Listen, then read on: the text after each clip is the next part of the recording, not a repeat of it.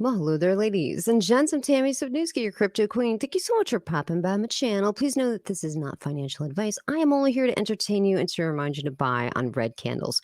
Okay, so I caught the AMA with the Terrarium devs on Dean, the Crypto Stackers channel, and Dean always does such a great job. He asks the tough questions, holding their feet to the fire. So good job, Dean.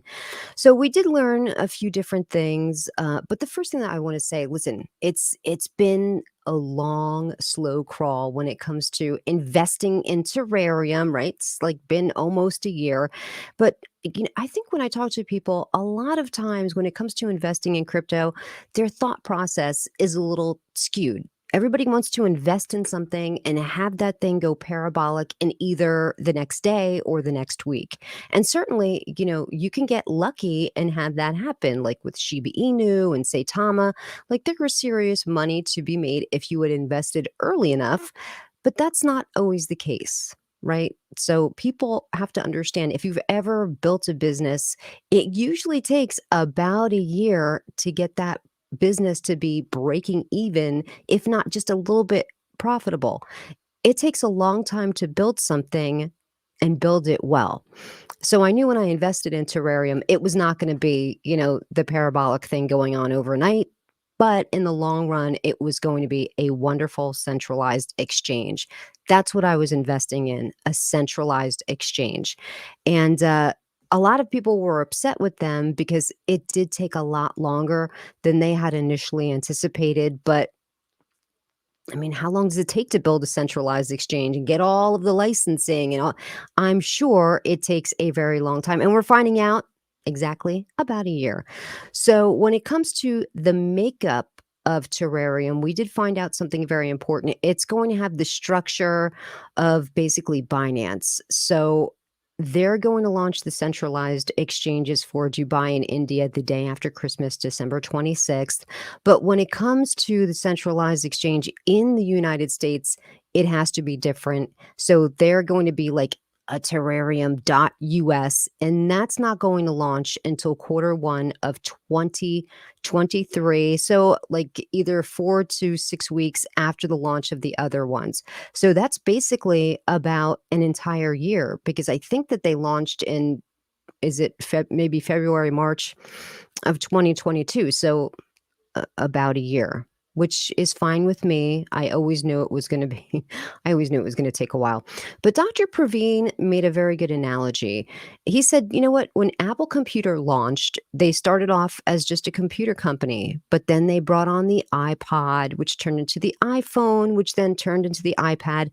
And the same kind of thing has happened here with Terrarium. So the underlying architecture of it has evolved.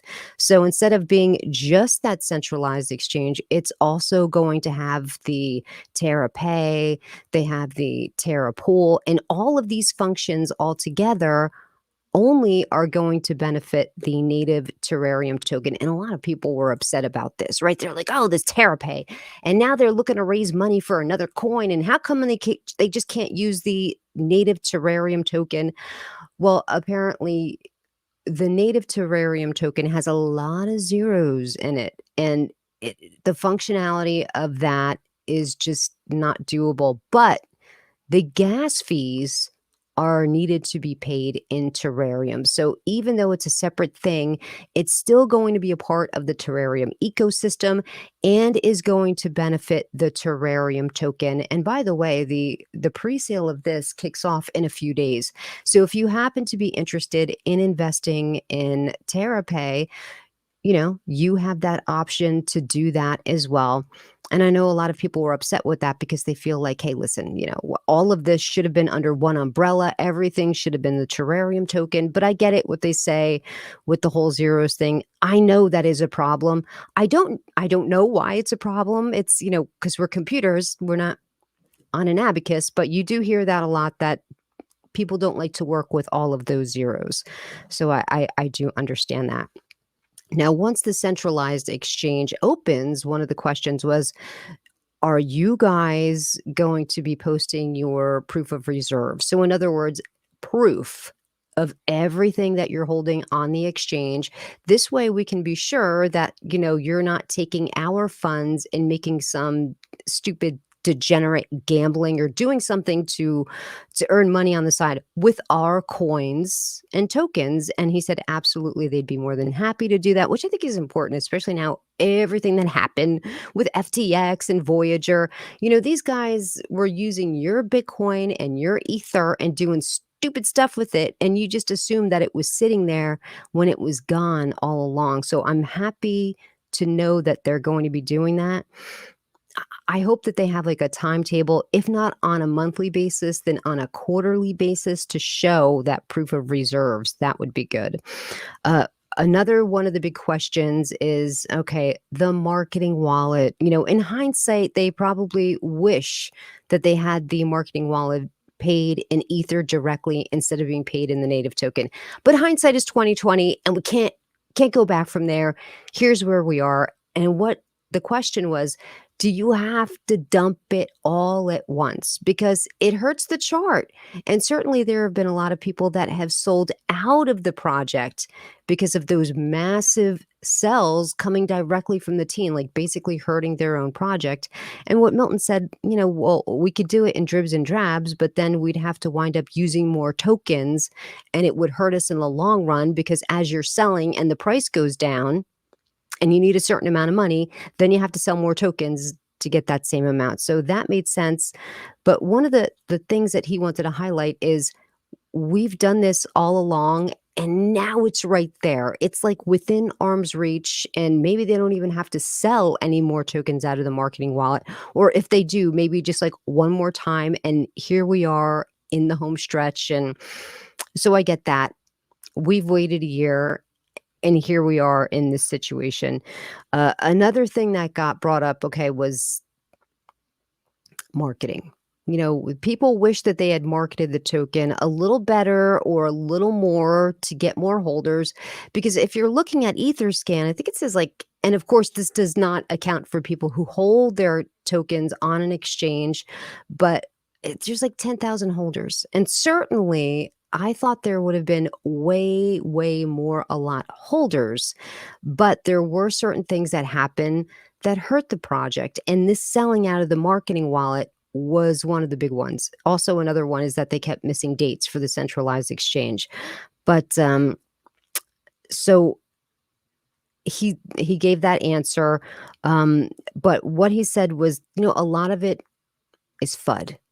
Okay. And people who maybe once supported the project and no longer are supporting the project, they're a problem. And we have to address FUD.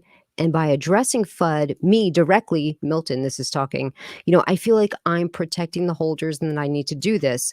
I wish that it would be different. I don't think that he should be a FUD fighter. RD does a great job. And certainly their regular holders do a good job with kind of battling back some of the FUD. I wish it didn't have to take an ugly spin the way that Saitama did. And definitely, I don't want Milton getting into the mix. Like, he should be this sort of like buttoned up conservative dude, the front man. If you're going to be the front man for a centralized exchange, you don't want to be walking around with a machete and a bat in your hand. It's not a good look.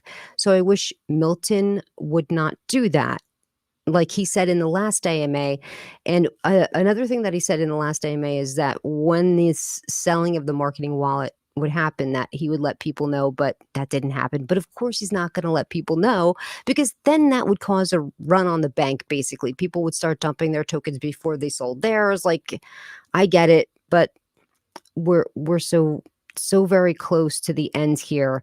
And I'm just very excited that we're so close. Now, they are going to do some marketing when it comes to the launch of the exchange for India and Dubai. There's going to be some goings on in Times Square and something somewhere else. But then once the centralized exchange is open in the United States, they said that they're going to really do a bigger and better marketing push. They really do want people to know about Terrarium, get them to trade on Terrarium. It's hard to advertise for an exchange if it's not open yet. Like, nobody wants to do that. Especially people that maybe are not into cryptocurrency, they're not in the know, they don't understand how all of it works. All they want to know is, am I investing in something that's operational? So them holding back their marketing money, okay, maybe it's going to wind up being the smart play in the end. I'd rather them do like a huge marketing push when that centralized exchange is open. This way, somebody's interested in investing in Terrarium, all they have to do is launch the app, look at it on their phone, and think, oh, yeah, okay, this is something that I'd like to invest into. We, of course, have not had the opportunity to see the centralized exchange because of security issues and reasons. This is not just a wallet, it's an exchange.